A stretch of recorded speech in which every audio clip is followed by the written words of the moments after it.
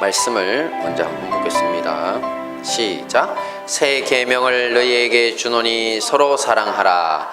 내가 너희를 사랑한 것 같이 너희도 서로 사랑하라. 아멘. 네, 오늘은 서로 사랑하라는 말씀으로 함께 은혜를 나누도록 하겠습니다. 우리 행복한 다니엘 교회가 첫 예배를 드린 것이 바로 작년 12월 둘째 주였습니다. 그래서 아직 만 11개월이 안 됐습니다. 저희들. 네, 만 11개월이 안 된 이런 짧은 기간에도 이렇게 좋은 우리 형제 자매님들을 주셔서 함께 동역하게 해주신 우리 하나님께 먼저 감사를 드리고요. 그리고 또 지난주 우리 고난의 이유와 끊을 수 없는 하나님의 사랑을 전한 후에 또 많은 생각을 했습니다. 특별히 예수님을 머리로 모시고 또 고난 속에서도 함께 할 수 있고 끊을 수 없는 가족과 하나님의 사랑을 공유할 수 있는, 우리가 함께 공유할 수 있는 행복한 다니엘 공동체를 주셔서 정말 감사하다는 생각이 들었습니다. 이렇게 귀한 우리 행복한 다니엘 공동체에 오늘 주님이 주시는 말씀이 바로 뭐라고요? 네, 서로 사랑하라입니다. 우리가 서로 사랑하기 위해서 주님이 주시는 세 가지 교훈에 대해서 오늘 좀 간략히 나눠보도록 하겠습니다. 같이 봅니다. 시작. 새 계명의 사랑. 네, 같이 봅니다. 시작. 새 계명을 너희에게 주노니 서로 사랑하라. 내가 너희를 사랑한 것 같이 너희도 서로 사랑하라. 네, 바로 오늘 본문 말씀입니다. 오늘 본문 말씀을 통해서 예수님은 새로운 계명을 주신다고 합니다. 그리고 서로 사랑하라고 하십니다. 여기서 새 계명에 새롭다는 것은 우리가 전혀 들어보지 못한 새로운 계명이라는 뜻은 아닙니다. 왜냐하면 이 말씀을 함께 보겠습니다. 시작. 원수를 갚지 말며 동포를 원망하지 말며 이웃 사랑하기를 내 몸과 같이 하라. 나는 여호와니라. 네, 지금 보신 말씀은 구약 성경 레위기에서 사랑하라고 하는 계명이 있습니다. 그렇다면 이것과 예수님이 지금 주시는 새 계명으로서의 사랑은 어떻게 다를까요? 네, 구약의 사랑은 원수를 갚을 수 있는 상황에서도 또 동포를 원망할 수 있는 상황에서도 그들에게 선을 베풀어서 친절히 하라는 수준입니다. 이것도 절대 쉬운 일은 아닙니다. 우리는 원수를 죽이고 싶지 도와주고 싶지는 않거든요. 근데 주님은 그렇게 하랍니다. 하지만 예수님의 새 계명으로서의 사랑은 이것보다 더욱 깊거나 아니면 또 다른 차원에서의 사랑을 요구합니다. 구체적으로 살펴보면 다음과 같습니다. 시작. 종이 되어 섬기는 사랑. 그렇습니다.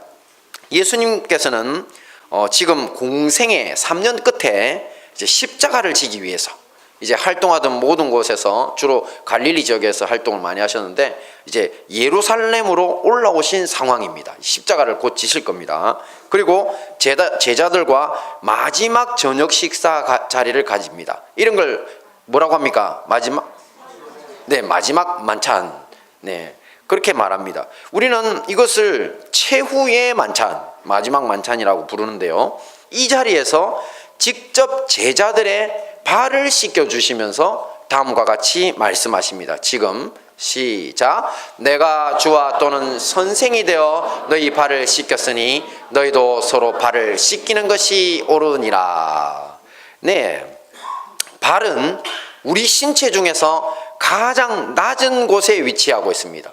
그리고 가장 많은 수고를 하지만 또 가장 천대받는 부위이기도 합니다. 발은 지구입니다. 중력하에서 우리가 가진 몸무게를 다 지탱합니다. 제가 만약에 72kg라면 제 발이 지금 72kg를 감당하고 있는 겁니다. 네, 그래서 몸무게가 많이 나가면요 발이 힘들어요. 네, 발이 우리 몸을 다 바쳐야 되니까. 근데 한 사람이 평생 동안 걷는 거리를 대충 그냥 지구 둘레를 가지고 계산하면 한 어느 정도 되는지 아십니까? 세상에 평생 지구를 4바퀴 반이나 돈답니다. 평균적으로. 네, 성인들이요. 우리가 다 태어나서 지금까지 그 정도로 많이 걷는답니다. 그리고 땅에 부딪히는 횟수는 1억 번이나 된답니다, 우리가. 그리고 1km를 가는데 이제 1km를 걷는데요. 보통 성인이 발에 받는 하중은 16톤 정도 된답니다.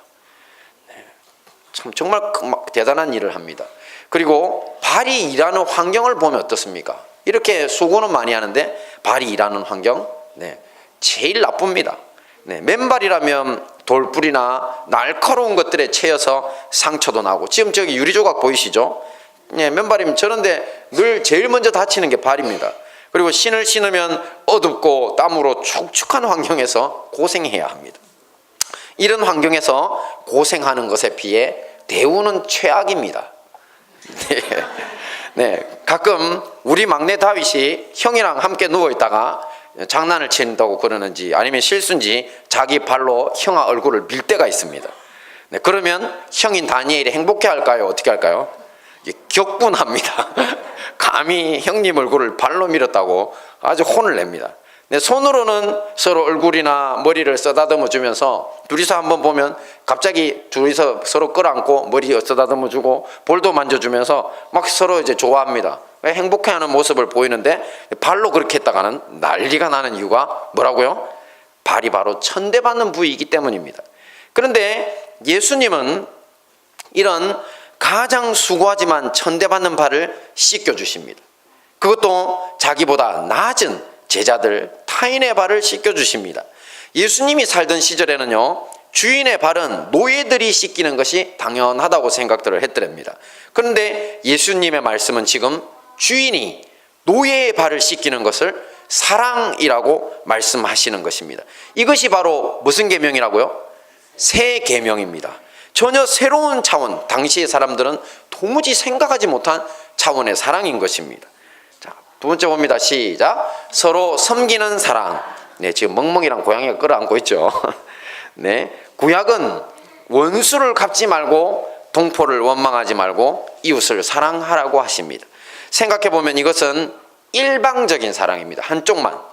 왜냐하면 내가 원수를 사랑한다고 해서 원수까지 나를 사랑하지는 않기 때문입니다.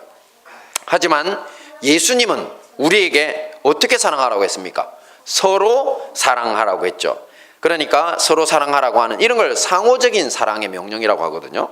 이런 것을 주셨습니다. 이것은 예수님의 제자인 우리 기독교 공동체 안에 주신 말씀입니다. 우리 제자들에게 하시는 말씀입니다. 우리 공동체 밖의 사람들에게는 구약의 일방적 사랑, 원수를 갚을 수 있지만 참아주는 정도의 친절한 사랑으로 족하지만 우리 공동체 안에 있는 사람들은 서로 사랑하기에 힘을 써야 한다는 것입니다. 근데 제가 높아심에서 드리는 말씀입니다. 저는 항상 사랑과 공의는 구분해야 한다고 했습니다. 형사범죄인에 대해서 아니면 내 인생에 치명적인 해악을 끼친 사람에 대해 가지고요, 그 사람들에 대해서 우리가 일방적으로 용서하라고 하는 명령은 아니라고 분명히 말씀을 드렸습니다. 그렇게 하는 것이 사랑이라고 생각한다면 그것은 착각입니다. 형사범죄인에 대해서는요, 공의의 처벌을 받게 하는 것은 너무나 당연합니다. 형사범죄인을 처벌하는 것은 국가 공권력에게 맡겨진 의무입니다. 이렇게 해야 우리 사회가 흉악한 죄짓기를 두려워하는, 공의를 물같이 정의를 하수같이 흘리는 사회가 될 수가 있습니다. 하지만 죄는 미워하되 사람은 미워하지 말라는 격언에서 보듯이 사람 자체인 죄인을 불쌍히 여기고 용서하는 몫은 우리의 몫이라는 것입니다. 그러니 죄와 사람을 구분해라는 겁니다. 또한 며칠을 굶다가 도둑질에 나섰다가 잡힌 사람이 있다면 그 사람을 불쌍히 여기고 먹을 것을 줘야 하는 것처럼 상황에 몰려서 잘못된 선택을 한 사람들을 도와줘야 하는 것도 우리의 몫입니다. 잘 구분하시기 바랍니다. 그러므로 종이되어 섬기는 사랑과 서로 섬기는 사랑을 종합해보면 교회에서는 형제 자매 간의 지위 고하를 떠나야 합니다. 높고 낮음이 없습니다. 또 남녀와 어린아이 없이 서로 사랑해야 합니다. 그리고 낮은 자리에서 고생하면서도 대접 못 받는 이런 발을 씻기듯이 서로를 귀하게 여기고 숨은 일꾼들을 잘 대접하면서 서로 섬기는 것이 바로 새 계명의 사랑이라고 할 수 있습니다. 자, 두 번째 사랑입니다. 시작. 서로 이해하는 사랑. 앞에서 서로 사랑하라고 하신 말씀을 더 잘 실행하기 위해서 우리가 명심하고 발전시켜야 할 능력이 있습니다. 바로 내 입장에서뿐만 아니라 상대방의 입장을 이해하는 능력을 키워야 한다는 것입니다. 잠시 제 이야기를 좀 하겠습니다. 제가 군에서 복무하던 시절에요. 자, 이제 군에 2년차, 중2, 2년차 마치고, 이제 2년이니까 중2 2년차네요. 중2 1년차네요. 우리 소위를 1년 하거든요. 중2 2년차를 마치고, 이제 제가 군 생활 마친 후에 이제 1년밖에 안 남았으니, 이제 내가 이후 진로를 어떻게 해야 되나. 그래서 고민했습니다. 그래서 원래 하던 법학 공부를 다 마치고, 그다음에 신학대학원을 가나, 아니면 그냥 군을 끝으로 신학대학원을 바로 가나, 이렇게 둘을 막 선택을 해야 됐습니다. 지금 보시면 오른쪽으로 갈지 왼쪽으로 갈지 화살표에 놓여 있죠. 딱 저런 상황하고 같았습니다. 그래서 제가 기도하다가 잘 모르겠으니까 그때 신학대학원 시험이 되게 어렵거든요. 뭐 삼수는 기본이라고 하는, 처음에 제가 장로교를 가려고 했으니, 그래서 아주 어려운 시험에 이제 일단 북 붙으면 주님이 그냥 가라고 하시는 걸 거다. 그래서 아직 군 생활도 마치기 전에 시험을 그냥 치기로 했습니다. 그래서 시험 원서를 3개월 전에 내고, 이제 근데 군 생활은 장교 생활 되게 바쁩니다. 공부 못 해요. 그래서 시험 공부 하나도 못 하고 이제 시험 치기 4박 5일 휴가 내 가지고 그냥 제가 마지막 공부를 하게 되는데, 이 모교인 부산대 도서관에 자리를 잡고 열심을 내고 있었습니다. 자, 그 다음 날은 새벽 비행기를 예약해 놓았습니다. 시간 좀 벌으려고, 제가 공부할 시간 좀 더 벌려고 새벽 비행기를 예약해 놓고 이제 마음 단단히 먹고 이제 공부를 시작했습니다. 근데 한참 지나니까 제 옆에 어떤 남학생이 왔는데 자꾸 이런 소리를 내는 겁니다. 끙 이렇게, 끙 이렇게. 공부를 하는데 끙끙 앓아요. 그냥 공부를 못하고. 예? 자, 옆에 누가 앉아가지고 끙끙 앓는다고. 그 조용한 도서관에 밤에. 그래서 제가 진짜 다른 곳에 갈 수 있으면 좋겠는데, 그날따라 우리 대학생들 시험 기간인지, 원래 또 부산대 도서관이 자리가 없기로 유명하긴 한데 너무 없어요. 밤인데도 꽉 찼어. 이 자리를 뜨면 어디 갈 데도 없어. 그러니 이 친구 이 끙끙맨을 옆에 두고 제가 얼마나 성가시겠습니까? 그리고 거기다가 이제 군에서 이제 군 생활 하다 보면, 장교 생활 하면 밑에 애들 날마다 뭐라 하는 게 습관이 들어가지고 되게 혼내고 싶은 마음이 막 올라오는 거예요. 그런데 이제 내일 이제 목사 되려고 시험 치는 자리잖아요, 신학대학원은. 그래서 참아보자. 그래서 무려 한 3시간을 제가 끙끙 소리를 참고, 신음 소리를 참고 이제 공부를 마치고 집에 돌아가고 새벽 비행기 타고 갔습니다. 그래서 이제 신학대학원에 접수했더니만 방을 주더라고요. 그래서 하룻밤 자야 됩니다. 방에서 이제 그 같이 모인 그 분들하고 인사하고 같이 이제 도서관에 또 갔습니다. 자, 그래서 자, 열심히 이제 공부해야지. 이제 어제는 못했던 공부까지 해야지 딱 제가 생각했습니다. 근데 또 문제가 생겼습니다. 네. 자리가 없어서 제가 통로 쪽에 어렵고 힘들게 통로 하나 있고, 겨우 제가 딱 자리를 잡아서 한참 공부에 불을 붙이려고 하는데 내 옆에 앉은 사람이 꽝꽝꽝꽝 이렇게 끙 소리를 넘어요. 이제 이렇게 공부를 하는. 그래서 제 속으로, 이야, 미치겠다. 내가 진짜 폴딱 뛰겠다. 네? 에고 망했다. 틀림없이 이거 시험을 못 치게 방해하려는 사탄 마귀의 시험이다, 내가. 네? 그러면서 나는 왜 가는 곳마다 이런 끙끙맨들이 옆에 앉냐고 분이 그냥 확 올라오는 거예요.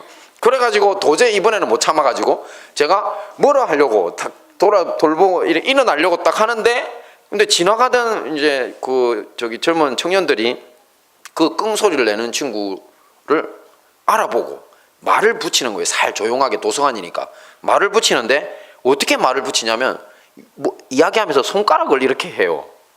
그러니까 이 친구가 대답을 하면서 이러고 있더라, 끙끙거리면서.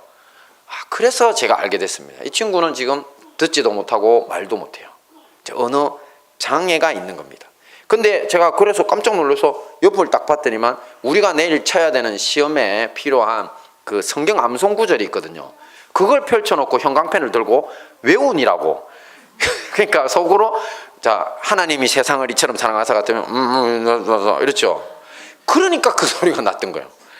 그래서 제가 그것을 딱 보는 순간 제 마음속에 참 나무라고 싶은 마음은 다 사라져버리고 오히려 감동이 밀려왔어요.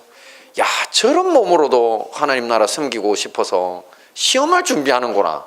최고다. 제가 그래서 그냥 싹 그냥 화가 변하면서 감동으로 변하면서 제가 그냥 앉았어요. 살짝 앉아가지고. 그러면서 이제 공부를 시작했는데, 그 사람의 끙끙거리는 소리는 여전했습니다. 근데 이제 그 소리가 전혀 성가시지가 않는 겁니다. 그리고 어느 순간인가부터 제가 집중해서 그런지 들리지도 않아요. 네, 저도 좀 많이 집중하면 안 들리나 봅니다. 네, 우리 집사람 제가 되게 뭐라거든요. 확 집중하면 안 듣는다고. 네, 근데 사실은 되게 훌륭한 능력이거든요. 집중했을 때 아이들이 만약 집에서 TV 보는데 뭐 엄마 아빠 뭐 소리를 못 듣잖아요. 걔는 천재 성향을 타고난 겁니다. 네, 집중력. 훌륭한 겁니다. 절대 뭐라 하시면 안 됩니다. 뭐라 하시면 애들 큰일 납니다. 네, 천재입니다. 네, 그래서 자, 이렇게 우리는 짧은 인생을 살아가면서 때론 우리 주위 사람들의 이해 못할 행동을 볼 때가 있고 그것 때문에 화가 날 때도 참 많습니다. 하지만 그들의 행동에 어떤 이유가 있을 것이라는 이해심을 가질 때 의외로 이 문제는 쉽게 해결될 수 있을 것입니다. 그래도 여기에서 또 명심해야 할 것은 한 사람만 일방적으로 이해를 요청하면 안 됩니다. 서로 이해하셔야 합니다. 우리 공동체 안에서 가정에서 나만 이해해달라고 주장하는 것은 틀린 것입니다. 서로 이해할 수 있어야 합니다. 자, 마지막입니다. 시작. 서로 기도하는 사랑입니다. 네, 우리 아이들 같죠? 네, 눈 감고 연우가 생각이 나네요. 네, 제가 아는 한 목사님이 있습니다. 그분은 어린 시절 계모가 7명이나 되는 불우한 가정 환경으로 인해 중학교 때 가출해서 허랑방탕한 삶을 살았습니다. 그러다가 폐결핵을 앓게 되고요. 또 의사도 포기한 죽음 직전에까지 갑니다. 그러다가 이제 귀신들이 천정에 붙어 있는 걸 보고 너무 놀래가지고 자기를 잡아가러 왔다고 해서 그래가지고 대성통곡을 하고 살려달라고 사람들을 붙잡았습니다. 그랬더니만 뭐라고 하냐면 예수님을 믿어보라는 분이 계셔가지고 그분이 마침 입원했던 데가 부산의 침례병원이었습니다. 그래서 침례병원에 원목이 계시거든요. 원목 목사님을 모시고 이제 예배드리고 기도했더니만 그때부터 낫기 시작하는 겁니다. 그래가지고 그 생명과 영혼을 함께 구원받게 됐습니다. 이렇게 기적적으로 살아났지만 그동안 약해진 육신 또 가난으로 인해서 아주 오랫동안 참 고생을 하셨습니다. 그런데 이분에게 주님께서 기도하는 동안에 이 생사를 넘어서 오셨다 보니 이런 분들이 하나님 성령의 은사가 많아요. 그래서 은사를 많이 부어주셔가지고요. 특히 이 목사님은 귀신 쫓는 게 특기세요. 네, 보면 귀신이 어디 우리는 안 보이는데 이렇게 뭐 역사하는 게 그렇게 쉽게 보이신대요. 그리고 갑자기 가가지고 나가 소리를 지르니까 깜짝 놀라는. 그러면 사람이 그냥 굳어 있다가 그러다가 그냥 진짜 그런 역사가 있어요. 사실 귀신 쫓는 게 이분이 특기신데 그 외에도 하나님이 신비한 영적인 경험들을 참 많이 보여주셨어요. 제가 20살쯤에 만나가지고 많이 교제를 했는데 어느 날 이제 이분이 자기 경험을 이야기하시는 거예요. 자기가 기도를 하는데 갑자기 내 몸 속에서 영혼이 몸 밖으로 나오더랍니다. 네, 이런 걸 유체이탈이라고도 요즘 표현하잖아요. 근데 원래 우리 기독교 공동체에서는 옛날 선배들이 입신이라고 했습니다. 그래서 우리 기도하다가 갑자기 이 몸에서 영혼이 빠져나왔어요. 그래서 보통 이런 때에는 천국으로 올라가서 천국을 한참 구경하시다 돌아오거든요. 네, 제 아는 분들이 좀 그런 분들이 많습니다. 근데 그분들처럼 그렇게 되시는 줄 알았는데 그게 아니었어요. 어딘가를 한참 순간적으로 싹 날아가시더니만 어떤 여성의 몸이 있더니 그 여성의 몸으로 자기가 들어가는 거예요. 그리고 또 그 여성의 몸에서는 원래 또 영혼이 나와가지고 자기 몸에 들어오시는 거예요. 아니 이게 여러분 무슨 환타지 영화 속 한 장면 같지 않습니까? 네, 이 목사님도 저에게 이 말씀을 하시면서 남들이 보면 이단이라고 하니까 아무에게도 말을 못했다고. 그러니까 목사님한테 처음 이야기하는 거니까 절대 어디 가서 이런 소리 하면 안 된다고 했는데 제가 하고 다닙니다 지금. 네, 왜냐하면 이 목사님의 경험이 주는 서로 사랑하면서 기도한다는, 서로 기도하는 사랑의 교훈이 정말 크기 때문입니다. 이렇게 몸을 바꿔 들어가서 이 두 분이 하신 일이 뭐였냐면요, 서로의 심정이 되어서 마치 그 사람이 되어서 하나님께 기도하기를 시작하는 겁니다. 자신의 영혼이 그 여성의 몸에 들어가 보니, 목사님이 들어가 보니 이분이 어떤 사람인지 그냥 순식간에 모든 것을 알게 되더랍니다. 그 목사님은 그때 부산에 있었어요. 근데 이 여성은 지금 강원도에서 기도하고 있었어요. 강원도 배머시기 기도원 원장님이십니다. 그리고 선천적인 꼽추였다고 합니다. 꼽추란 우리 아이들이 꼽추가 뭔지 모르겠다고 하더라고요. 지금 이게 노틀담의 곱추의 한 장면인데요. 등이 심하게 굽고 몸이 뒤틀어진 선천적인 장애가 있는 분들입니다.